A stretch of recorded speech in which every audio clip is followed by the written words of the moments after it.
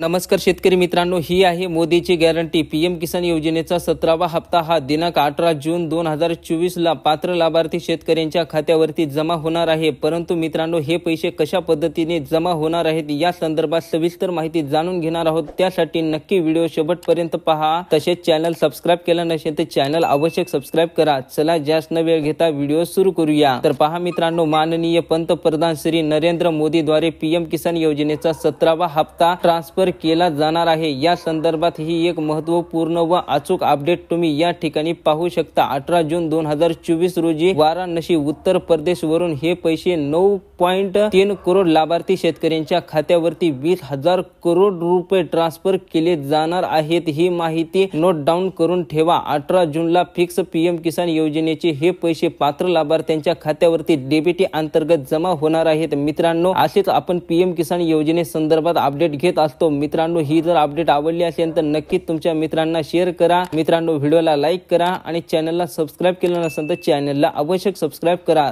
धन्यवाद।